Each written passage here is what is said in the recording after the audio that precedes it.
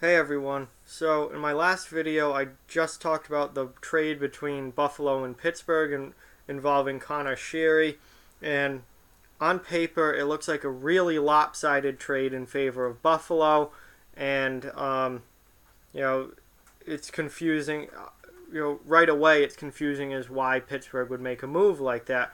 Well, this is why. It was a salary dump. They needed to get contracts off the board and open up some cap space to sign Jack Johnson, coming over from the Columbus Blue Jackets. Now, this is a pretty big signing. Now, this signing will not be official until July 1 because this isn't a re-sign. Johnson was played for Columbus last year and many years before that. So this cannot be official until July 1, but players can talk to new teams now, and this is a pretty big move. Jack Johnson was on my list of top 10 available free agents this offseason, and he hasn't been great the last couple of years. He had a pretty rough year last year in Columbus, but I still think he can be a decent bottom three defenseman in the NHL. I wouldn't want him in my top pair or anything, but I still think he's a very good defenseman if you have him in a 4, 5, or 6 slot. And given what Pittsburgh's roster looks like, that's where he'll be. So, come July 1, he is going to sign with Pittsburgh. At least that's what we're being told. Apparently there is a verbal agreement in place, and it just July 1, they can actually sign the paperwork and it becomes official. So that's why they had to dump Hunwick and Sheary to open up the cap space to be able to make this move. Now this is a 5-year deal, which I think is a little long for Johnson. Johnson is 31, I believe. He's not a young player anymore. He's certainly not old. It's not like he's 35 or anything. But he's in his 30s now, and so I'm a little surprised by the term, the 5-year term. I figured he'd get more of a 3-year deal, but hey, Pittsburgh's willing to do it, so take it if you're Johnson.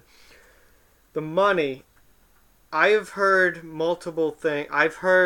Originally I heard between 3 and 3.5 million per year, so that makes sense. Then it became a little more narrowed down, and I've heard 3.2 million per year. So I'm putting a question mark next to that because we don't know the exact figure until July 1 when it becomes officially signed.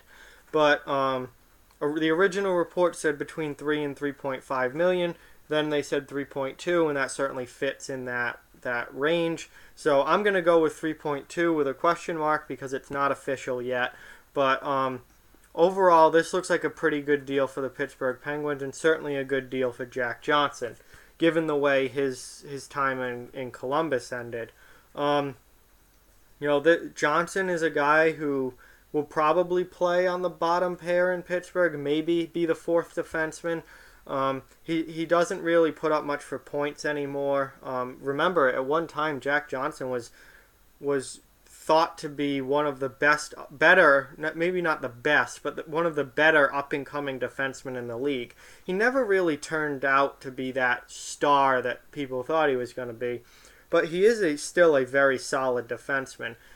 He's good in his own end. He's not going to put up a ton of points anymore. His better offensive days, I think, are behind him, although when you play in Pittsburgh, you can kind of rack up a lot of assists just by being there as a defenseman, throw the puck on net and let Patrick Hornquist score from in front or something like that. So maybe he'll bounce back offensively being in Pittsburgh, a team with a high octane offense, and scores a lot of goals. But he's still very solid in his own end. He's a solid veteran at this point, a good locker room guy. He's not he's not going to wear a letter or anything in Pittsburgh.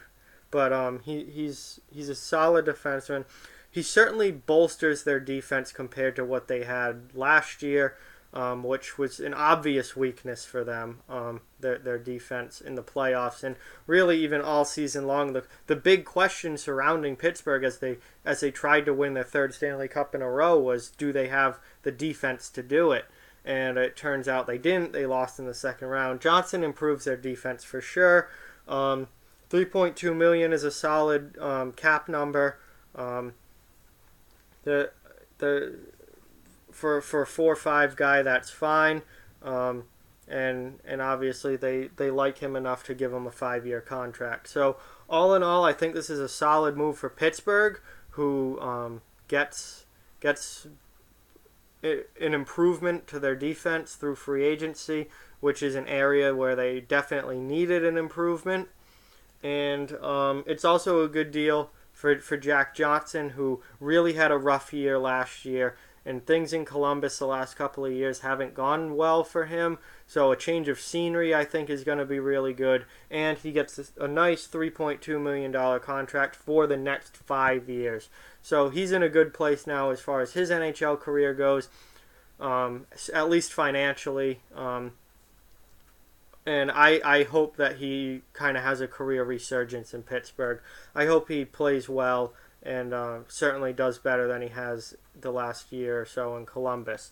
So I think this is a good deal for both sides, and will become official July 1.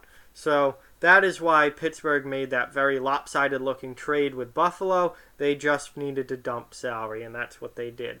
So like, comment, share, subscribe, follow on social media, check out offthewallhockey.com. All those links in the description below.